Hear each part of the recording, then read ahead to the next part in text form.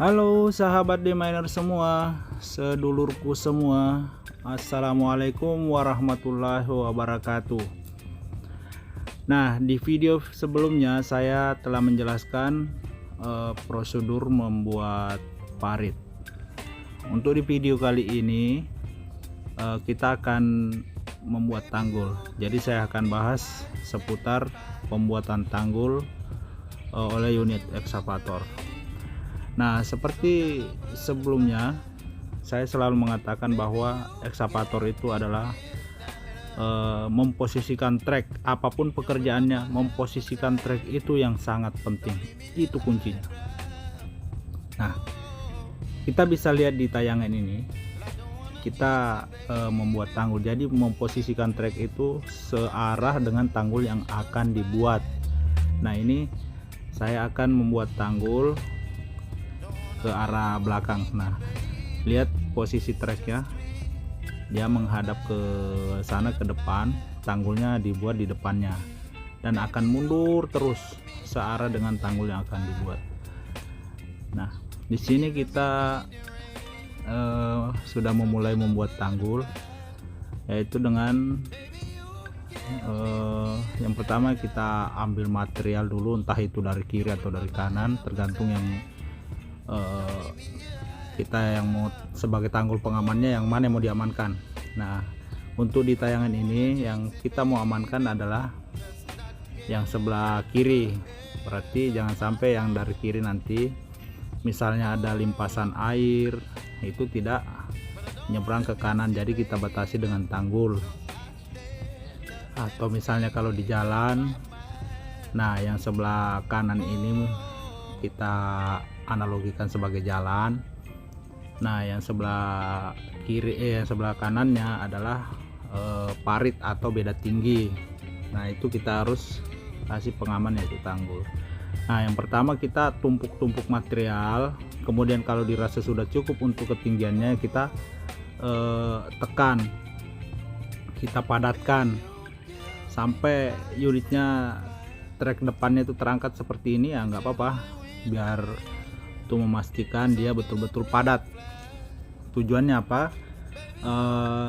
Misalnya kalau kita nanggul untuk rembesan air kan, biar airnya tidak bocor.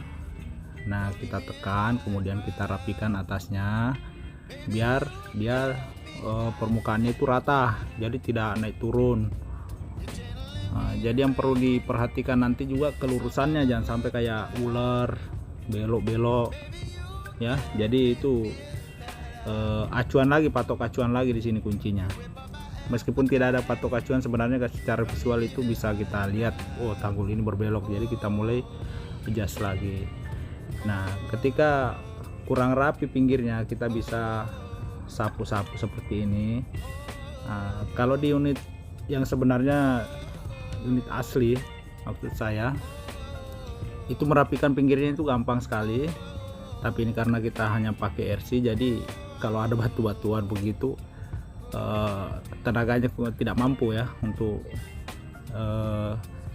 memecah atau menenggelamkan batu itu ke tumpukan.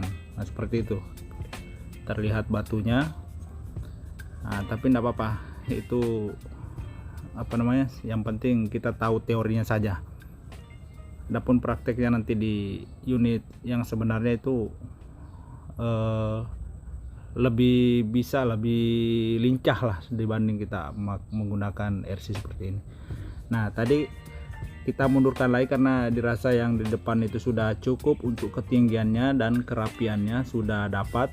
Maka kita mundur lagi, kita kasih material tumpukan lagi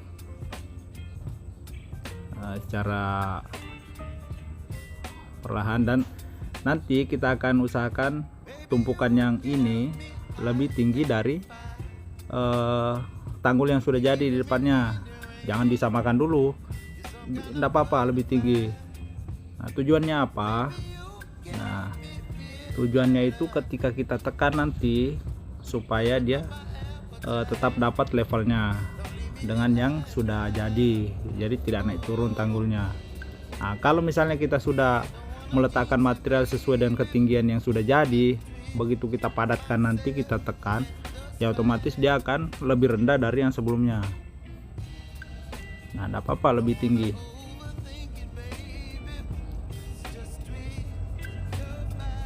Nah, ini sudah terlihat sudah mulai sama rata, tapi itu belum sama rata tingginya levelnya dengan yang sudah jadi. Jadi kita akan tambahin terus.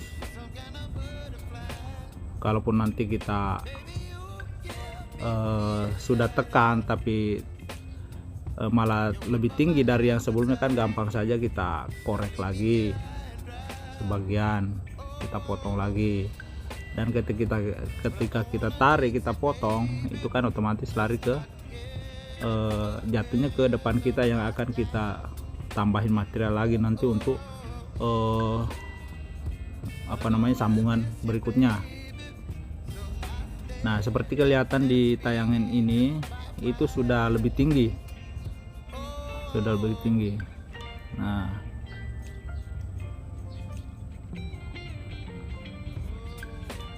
sudah lebih tinggi kan.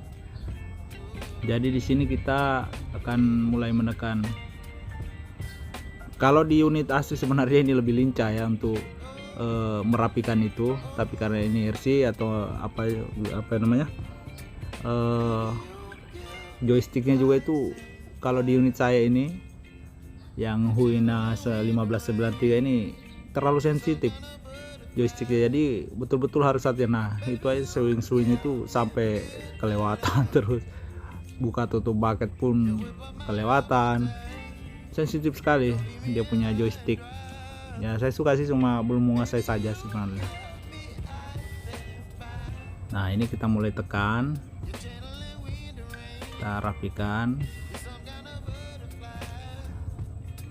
Nah, ini karena itu lewat lagi dia swingnya. Nah, malah salah lagi. Nah, kita padatkan seperti itu. Teman-teman bisa lihat kan unitnya sampai terangkat tadi tuh. Nah itu enggak apa-apa seperti itu. Biar tanggul kita itu betul-betul padat. Jadi potensi untuk bocor tanggulnya, rembes air, itu sangat kecil kemungkinannya. Dan ini sebenarnya kalau ditambang itu tidak terlalu tanggul ini gampang sekali. Berbeda kalau kita pekerjaan di empang atau ditambak, itu betul-betul harus anti bocor, karena ya kalau bocor dah predator bisa masuk, atau malah yang dipelihara bisa keluar, atau bahkan malah air yang habis, yang betul-betul sangat merugikan si pemilik. Jadi itu betul-betul harus